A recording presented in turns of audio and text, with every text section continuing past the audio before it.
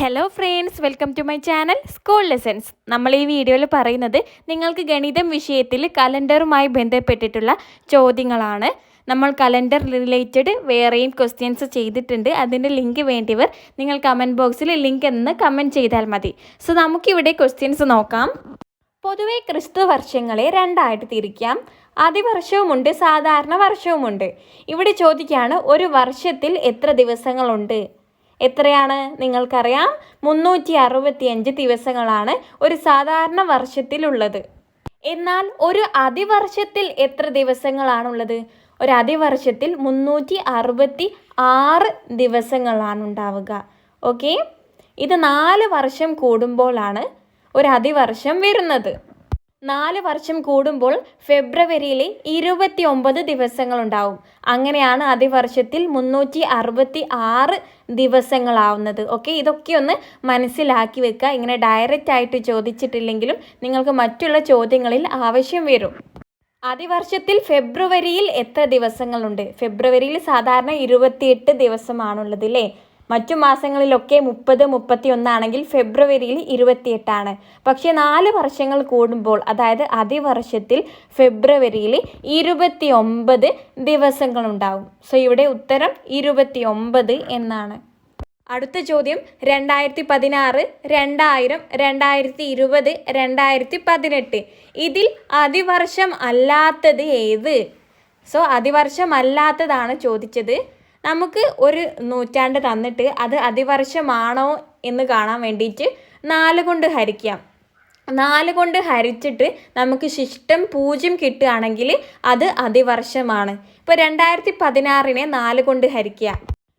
2016 ഹരിക്കണം 4. 20ൽ എത്ര 4 ഉണ്ട്? 5 4 20. 5 ഇത് 5 4 20 കിട്ടി. ബാലൻസ് 16 ഇറക്കി എഴുതിയ 16ൽ 4 ആണ്. 4 4 16 ആണ്. ഇവിടെ നമുക്ക് ശിഷ്ടം എത്രയാണ്? 0 കിട്ടിയിട്ടുണ്ട്. ശിഷ്ടം 0 കിട്ടിയാൽ അതിവർഷം ആണ് എന്നാണ്. 2016 എന്നുള്ളത് ഒരു അതിവർഷം ആണ്. ഇവിടെ ചോദിച്ചിട്ടുള്ളത് അതിവർഷം അല്ലാത്തതാണ്. 2016 അതിവർഷമാണ്. ഇനി നമുക്ക് 2000 നോക്കാം. 2000ത്തെ 4 കൊണ്ട് ഹരിച്ച് നോക്കാം. 4 കൊണ്ട് ഹരിക്കുമ്പോൾ നമുക്ക് എത്രയാണ്? ശിഷ്ടം 0 തന്നെയാണ് കിട്ടുന്നത്. അപ്പോൾ നമുക്ക് എന്ത് പറയാം? 2000 ഒരു അതിവർഷം ആണ്. 2000 അതിവർഷമാണ്. ഇനി 2020 അതിവർഷമാണോ നോക്കാൻ 4 കൊണ്ട് ഹരിക്കുക. നമുക്ക് ശിഷ്ടം 0 തന്നെയാണ് കിട്ടുന്നത്. അതുകൊണ്ട് അതും ഒരു അതിവർഷമാണ്. ഇനി 2018 നമുക്കൊന്ന് ഹരിച്ച് നോക്കാം. 2018 ഹരിക്കണം 4. 20ൽ 5 4 ആണുള്ളത്. 5 4 20 ആണ്. 18ൽ 4 ആണുള്ളത്. 4 4 16 ആണ്. ഇവിടെ ശിഷ്ടം നമുക്ക് 2 കിട്ടിയിട്ടുണ്ട് അല്ലേ? ശിഷ്ടം 2 കിട്ടി. അതുകൊണ്ട് എന്താണ്? ഇതൊരു അതിവർഷം അല്ല എന്ന് പറയാം. ശിഷ്ടം 0 ആണെങ്കിലാണ് അതൊരു അതിവർഷമായത്. ഇവിടെ ശിഷ്ടം 2 ആണ്. അതുകൊണ്ട് ഇതൊരു അതിവർഷം അല്ല. അതുകൊണ്ട് ഇവിടെ അതിവർഷമല്ലാത്തത് 2018 ആണ്.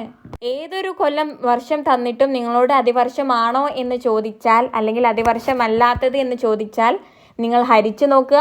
നിങ്ങൾക്ക് ശിഷ്ടം 0 കിട്ടിയാൽ അതൊരു അതിവർഷമാണ്. 0 കിട്ടിയിട്ടില്ലെങ്കിൽ അത് അതിവർഷമല്ല. എന്നാൽ ചില വർഷങ്ങൾ നമ്മൾ 4 കൊണ്ട് ഹരിച്ചിട്ട് ശിഷ്ടം 0 കിട്ടുകയാണെങ്കിൽ അത് അതിവർഷമായി കണക്കാക്കില്ല. അപ്പോൾ നമ്മൾ എന്താണ്? ചിലത് അവസാനം 0 വരുന്നത് ചില പ്രത്യേക കേസാണ്. ഇവിടെ തന്നിട്ടുള്ള എല്ലാ വർഷങ്ങളും 4 കൊണ്ട് ഹരിക്കാൻ പറ്റുന്നതാണ്. അതുകൊണ്ട് നമുക്ക് അത് അതിവർഷമാണ് എന്ന് പറയാൻ പറ്റില്ല. നമുക്ക് 400 കൊണ്ടും ഹരിക്കാൻ പറ്റണം.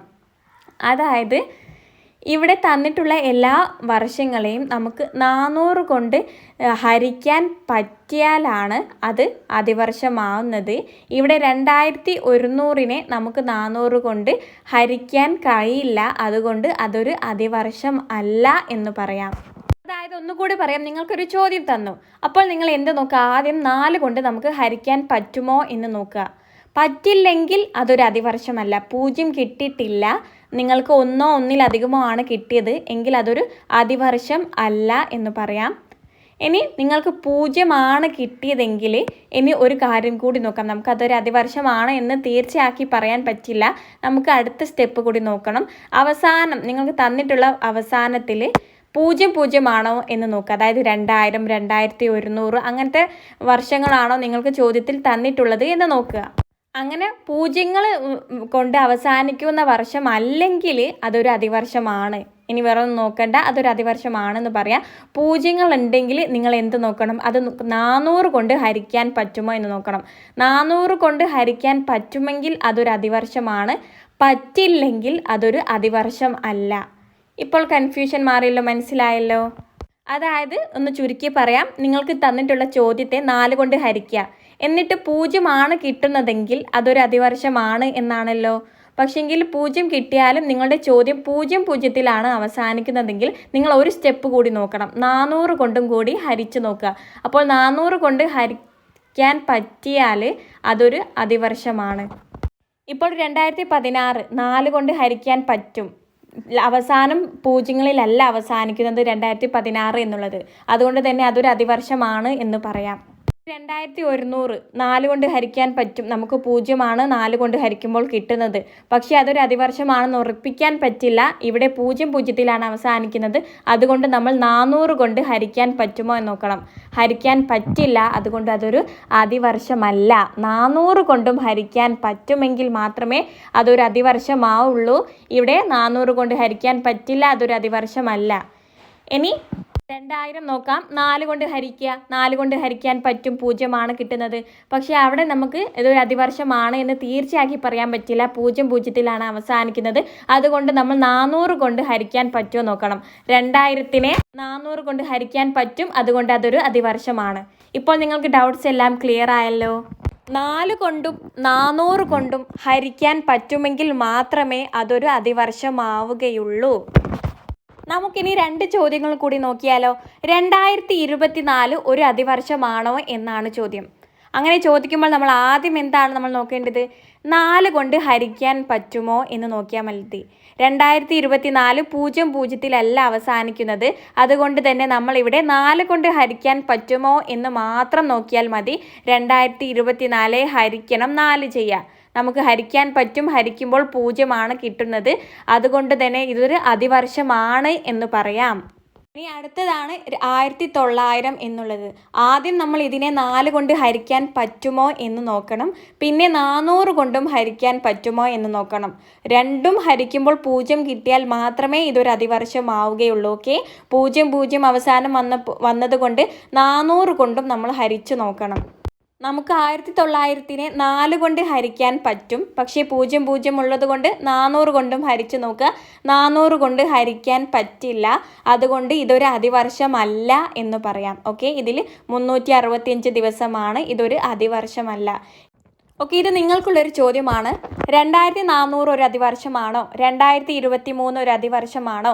2200 ഒരു അതിവർഷമാണോ? ഇതിൻ്റെ ഉത്തരം നിങ്ങൾ താഴെ കമൻ്റായിട്ട് അറിയിക്കുക. ശ്രദ്ധിക്കുക, 4ൻ്റെ കൊണ്ട് ഹരിക്കാൻ പറ്റുമോ നോക്കുക. അവസാനം 00 വന്ന വർഷമാണെങ്കിൽ മാത്രം 400 കൊണ്ട് ഹരിക്കാൻ പറ്റുമോ എന്നും നോക്കുക. ഓക്കെ, ഇതിൻ്റെ ഉത്തരം നിങ്ങൾ തീർച്ചയായിട്ടും കമൻ്റായിട്ട് അറിയിക്കണേ. നമുക്കിനി അടുത്തൊരു ചോദ്യം നോക്കാം. 2018 ജനുവരി 1 ബുധനാഴ്ചയാണെങ്കിൽ അടുത്ത ബുധനാഴ്ച എത്രാം തീയതിയാണ്? ഇതേ മോഡലുകളുള്ള പല ചോദ്യങ്ങൾ നമ്മൾ കഴിഞ്ഞ വീഡിയോ ആക്കി അപ്ലോഡ് ആക്കിയിട്ടുണ്ടല്ലേ, അതിൻ്റെ ലിങ്ക് ഞാൻ ഡിസ്ക്രിപ്ഷനിൽ കൊടുക്കാവേ. ഇവിടെ സിമ്പിളാണ്. 1-ാം തീയതി ബുധനാഴ്ചയാണെന്ന് തന്നിട്ടുണ്ട്. അടുത്ത ബുധൻ എന്താണ്? അടുത്ത ആഴ്ച കാണാൻ വേണ്ടിയിട്ട് 7 ഒന്ന് കൂട്ടിക്കൊടുത്താൽ മതി. 1 കൂട്ടണം 7 എത്രയാണ്? 8. 8-ാം തീയതിയാണ് ബുധനാഴ്ച വരുന്നത്. ഇനി അടുത്ത ബുധൻ എന്നാണ് വരുന്നത്? 8-നോട് 7 കൂട്ടിയാൽ മതി. അപ്പോൾ നമുക്ക് 15 എന്ന് കിട്ടും. 15-ാം തീയതിയും ബുധനാഴ്ച ആയിരിക്കും. ഇവിടെ 1 കഴിഞ്ഞിട്ട് പിന്നെ അടുത്ത ബുധൻ എന്നാണെന്നാണ് ചോദിച്ചിട്ടുള്ളത്. അതുകൊണ്ട് നിങ്ങൾ 1 കൂട്ടണം 7 ചെയ്യുക. 8 ഉത്തരം. 8-ാം തീയതി ബുധനാണ്. ഇനി അടുത്ത ചോദ്യം, 2020 മാർച്ച് 20 ശനിയാഴ്ചയാണെങ്കിൽ തൊട്ട് മുൻപത്തെ ശനിയാഴ്ച എത്രാം തീയതി? തൊട്ട് മുൻപത്തെ ശനിയാഴ്ച കാണാൻ 7 ദിവസം അങ്ങ് കുറച്ചാൽ മതി. അതായത് 20-നോട് 7 കുറയ്ക്കുക. 20 കുറയ്ക്കണം 7. എത്ര കിട്ടും? 13 13-ാം തീയതിയും ശനിയാഴ്ചയാണ്. ഒരാഴ്ചയിലെ തീയതിയിൽ നിന്നും തൊട്ട് മുൻപത്തെ ആഴ്ചയിലെ അതേ ദിവസം തന്നെ ചോദിച്ചാൽ നിങ്ങൾ കുറച്ചാൽ മതി. പിന്നോട്ടുള്ള ദിവസമാണ് ചോദിക്കുന്നതെങ്കിൽ കുറയ്ക്കുക. മുന്നോട്ടാണ് ചോദിക്കുമെങ്കിൽ തൊട്ട് അടുത്ത ആഴ്ചയാണ് ചോദിക്കുന്നതെങ്കിൽ നിങ്ങൾ കൂട്ടുക. ഓക്കെ. അടുത്ത ചോദ്യം, 2019 നവംബർ 1 ശനിയാഴ്ചയാണെങ്കിൽ ആ മാസത്തെ 29-ാം തീയതി ഏത് ദിവസം? ഇവിടെ 1-ാം തീയതി ശനിയാഴ്ചയാണെന്ന് തന്നിട്ടുണ്ട്. നമ്മളോട് കാണാൻ പറഞ്ഞിട്ടുള്ളത് 29-ാം തീയതി എത്രയാണെന്നാണല്ലോ ചോദ്യം. ഓക്കെ, നമുക്ക് കണ്ടെത്താം. ഇവിടെ 1 ശനിയാണ്. അടുത്ത ആഴ്ച അതായത് ദിവസം കൂട്ടിയാൽ 8-ാം തീയതിയും ശനി തന്നെയായിരിക്കും. ഇനി 8 കഴിഞ്ഞ് അടുത്ത ആഴ്ച 8നോട് കൂട്ടിയാൽ 15-ാം തീയതിയും ശനിയാഴ്ച തന്നെ ആയിരിക്കും. ഇനി 15നോട് നിങ്ങൾ കൂട്ടുക. 15നോട് കൂട്ടിയാൽ 22 22-ാം തീയതിയും ശനിയാണ് വരുന്നത്. ഇനി 22നോട് കൂട്ടുക. 22 കൂട്ടണം 7 എത്രയാണ്? 29 29-ാം തീയതി ശനിയാണ്. നമ്മളോട് ചോദിച്ചിട്ടുള്ളത് 29 അല്ലേ? നമ്മൾ കണ്ടെത്തി കഴിഞ്ഞു. 29-ാം തീയതി ദിവസം വരുന്നത് ശനിയാണ്. വേറൊരു കാര്യം കൂടിയുണ്ട്. ഒരു മാസത്തിലെ 1-ാം തീയതിയും 29-ാം തീയതിയും ഒരേ ദിവസമായിരിക്കും. ഓക്കെ, നിങ്ങൾക്ക് അങ്ങനെ ഓർത്ത് വെക്കാൻ പറ്റുമെങ്കിൽ നിങ്ങൾ ഇങ്ങനെ ഓർത്ത് വെച്ചാൽ മതി. നിങ്ങൾക്ക് ഒരു മാസം തന്നു, അതിലെ 1-ാം തീയതിയും 29-ാം തീയതിയും ഒരേ ദിവസം തന്നെയായിരിക്കും. ഇവിടെ 1 ശനിയാണ് തന്നിട്ടുണ്ട്, 29-ാം തീയതിയും ശനി തന്നെയാണ്. നമ്മൾ കണ്ടെത്തിയപ്പോഴും നമുക്ക് അങ്ങനെ തന്നെയല്ലേ കിട്ടിയത്. ഇനി അടുത്ത ചോദ്യം നോക്കാം. 2020 ഒക്ടോബർ 1 വെള്ളിയാഴ്ചയാണെങ്കിൽ ആ മാസത്തിൽ എത്ര വെള്ളിയാഴ്ചകൾ ഉണ്ടാവും? 1 വെള്ളിയാണ് തന്നിട്ടുണ്ട്. 1നോട് കൂട്ടുക. 1 + 8 8-ാം തീയതിയും വെള്ളിയായിരിക്കും. പിന്നെ നിങ്ങൾ 8നോട് കൂട്ടുക. 8 കൂട്ടണം 7 15 എന്ന് കിട്ടും. 15-ാം തീയതിയും വെള്ളിയായിരിക്കും. ഇനി അടുത്തത് 15നോട് കൂട്ടുക. 15 കൂട്ടണം 7 22 22നോടും 22-ാം തീയതിയും വെള്ളിയായിരിക്കും. ഇനി 22നോട് കൂട്ടുക. 29 29-ാം തീയതിയും വെള്ളി തന്നെയാണ്. ഇനി നമ്മൾ കൂട്ടണോ? ഇനി കൂട്ടിയാൽ നമ്മുടെ മാസം കഴിയുമില്ലേ? 29 പിന്നെ കൂട്ടുമ്പോൾ 31 കഴിഞ്ഞു പോവില്ലേ? അതുകൊണ്ട് ഇവിടെ വരെ മതി. 29 എത്തുമ്പോൾ നിർത്തുക. ഇപ്പോൾ എത്ര വെള്ളിയായി? വെള്ളികളുടെ എണ്ണമാണ് ചോദിച്ചത്. 1 2 3 4 5. ഈ മാസത്തിൽ 5 വെള്ളിയാഴ്ചകളാണുള്ളത്. ഉത്തരം 5 എന്നാണ്. അടുത്ത ചോദ്യം നോക്കുന്നതിന് മുൻപേ ആയിട്ട് നിങ്ങൾ ഈ ഒരു കാര്യം മനസ്സിലാക്കി വെക്കുക. 31 ദിവസമുള്ള മാസമാണെങ്കിൽ 1ഉം 2ഉം 3-ാം തീയതിയും വരുന്ന ദിവസങ്ങൾ 5 പ്രാവശ്യവും 5 എണ്ണം വീതവും. ഇവിടെ 3 എന്നാണ് എഴുതിയത്, 5 എന്നാണ് വേണ്ടത്. 5 വീതവും ബാക്കിയുള്ള ദിവസങ്ങൾ 4 എണ്ണം വീതവുമായിരിക്കും.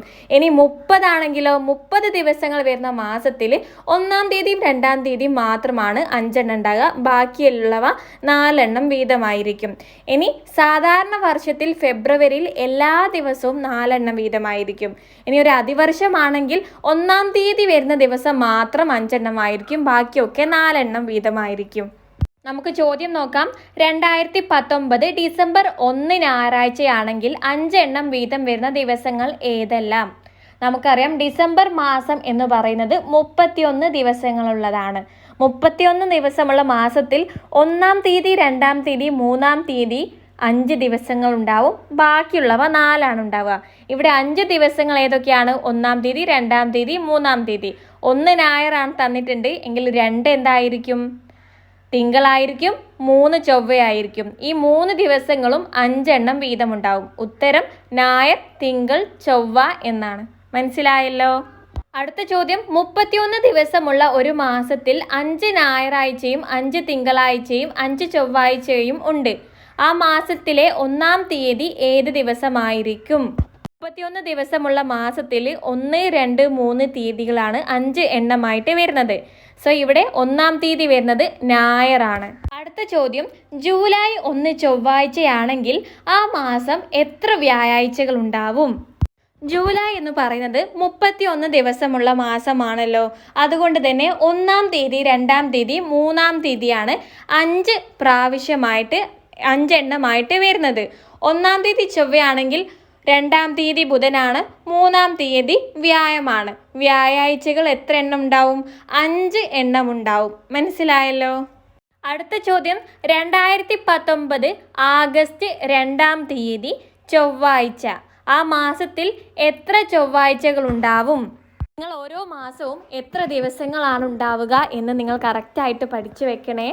ആഗസ്റ്റിൽ 31 ദിവസങ്ങളാണുള്ളത്. അതുകൊണ്ട് തന്നെ 1-ാം തീയതി, 2-ാം തീയതി, 3-ാം തീയതി 5 എണ്ണമാണ് ഉണ്ടാവുക.